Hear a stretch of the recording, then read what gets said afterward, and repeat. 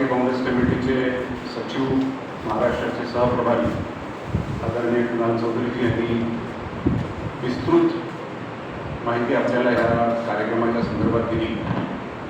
छात्रों की गूंज हा कार्यक्रम कोट्यामध्ये आदरणीय राहुल गांधीजींनी एका सादरीकरणाच्या माध्यमातून या देशातल्या शिक्षण व्यवस्थेचा पर्दाफाश करण्यासाठी त्यांनी केला।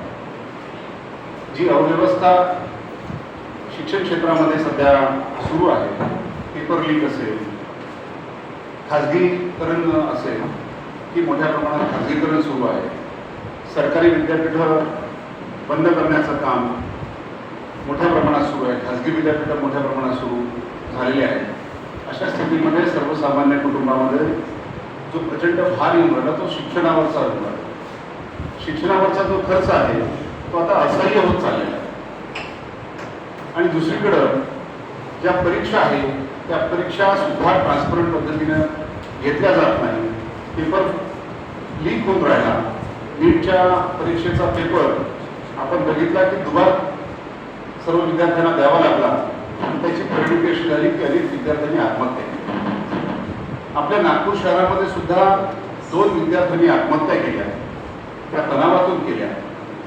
आणि तो जो कार्यक्रम आहे तो राजनैतिक कार्यक्रम नाही, ह्या व्यवस्थेला उजागर करण्याचा हा कार्यक्रम आहे। राहुलजींनी कोट्यामध्ये सांगितलं होतं की याच्यामध्ये राजकारण कुठलेही नाही, या व्यवस्था लोकांना सांगितल्या पाहिजे।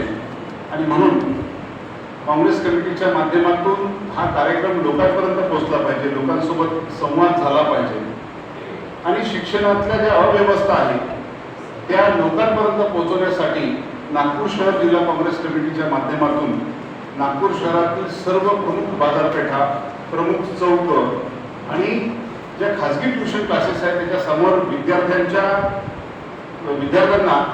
राहुलजींचं जे सादरीकरण आहे ते एलईडीच्या माध्यमातून आम्ही तिथे सांगणार। NSUI युथ काँग्रेसचे सर्व पदाधिकारी या ठिकाणी आहेत। या सर्व लोकांच्या सहयोगातून, त्यांच्या पार्टिसिपेशनमधून सामान्य लोकांना, ते फक्त विद्यार्थ्यांचं नाही तर पालकांना सुद्धा त्याचा भूर्दंड मोठ्या प्रमाणात बसतो। पालकांमध्ये सुद्धा ती अवेअरनेस आली पाहिजे, त्यांच्यामध्ये ती जनजागृती झाली पाहिजे की ह्या शिक्षण क्षेत्राचं खाजगीकरण कशा पद्धतीने या सरकारनं केलं आणि त्याचा इम्पॅक्ट आपल्या आयुष्यावर कशा पद्धतीनं होऊन राहिला। त्या जनजागृतीसाठी आम्ही 2 दिवसानंतर 27 तारखेपासून हा उपक्रम राबवण्याचा निर्णय घेतला। पोलीस प्रशासनाला आम्ही त्याची रिसर परवानगी मागितलेली आहे, ती आज मिळाली नाही, ती कदाचित उद्या आम्हाला प्राप्त होईल। ती परवानगी प्राप्त झाल्याबरोबर आम्ही प्रत्येक चौकामध्ये, प्रत्येक विधानसभा मतदारक्षेत्रामध्ये कमीत कमी 5 ठिकाणचे सादरीकरण आम्ही करणार आहोत। एक साधारणतः नागपूर शहरामध्ये पुढच्या 15 दिवसांमध्ये 30 सादरीकरण, एका दिवसाला 2 सादरीकरण, 2 वेगवेगळ्या चौकामध्ये 6 वाजता एक आणि 8 वाजता एक असे 2 सादरीकरण करू। 45 मिनिटाचं ते सादरीकरण आहे आणि त्यानंतर विद्यार्थ्यांचं त्या शिक्षण व्यवस्थेच्या संदर्भात काय म्हणणं आहे ते सुद्धा आम्ही त्या ठिकाणी नोंदवून घेणार आहोत। त्यांचं काय भावना आहेत, पालकांच्या काय भावना आहेत या सुद्धा आम्ही त्या अनुषंगाने समजून घेण्याचा प्रयत्न करणार आहोत। कारण नागपूर हे सुद्धा एक शिक्षणाचं मोठं केंद्र आहे। खाजगी ट्युशन क्लासेसचा बाजार खूप मोठा आहे, त्याची इकॉनॉमी खूप मोठी आहे। आज नागपूर बोर्डामधून 10वी पास होणाऱ्या विद्यार्थ्यांची संख्या साधारणतः 3 लाख आहे। पूर्व विदर्भामध्ये नागपूर बोर्ड काम करतं, 3 लाख विद्यार्थी दरवर्षी 10वी पास होतात आणि ह्या संपूर्ण JEE, नीट आणि या सगळ्या कॉम्पिटेटिव्ह एक्झाम्सच्या ट्युशन क्लासेस आहे नागपूर शहरामध्ये आणि त्याची संख्या आपण 1 लाख जरी पकडली आणि त्याची फी जर आपण पकडली 1 लाख प्रतिवर्ष तर 1000 कोटी रुपये निव्वळ त्याची इकॉनॉमी।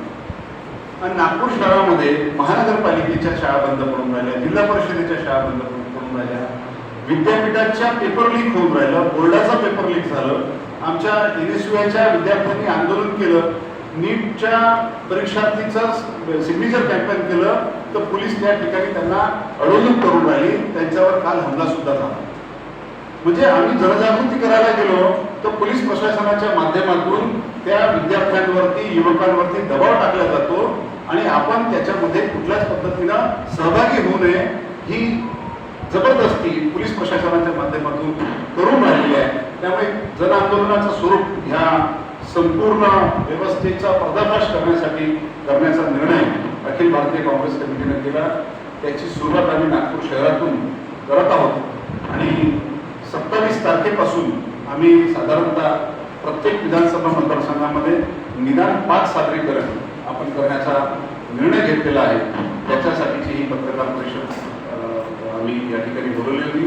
आपण ह्या मोहिमेला व्यापक प्रसिद्धी आपल्या वर्तमानपत्राच्या माध्यमातून आणि आपल्या न्यूज चॅनलच्या माध्यमातून द्यावी, जेणेकरून जनजागृती होईल, लोकांची सहभागिता होईल आणि लोकांना कळेल की एज्युकेशन सिस्टीम मधले जे लूफहोल्स आहेत, जी स्पर्धा आता निर्माण झालेली आहे ही जीवघेणी स्पर्धा आहे. आज कोणी सुखात आहे, कोणी जात्यात आहे. आज आपल्या घरी जरी तो प्रसंग घडला नसला तरी भविष्यामध्ये आपल्या घरी सुद्धा हा प्रसंग घडू शकतो. विद्यार्थी पालक अत्यंत तणावामध्ये आहे.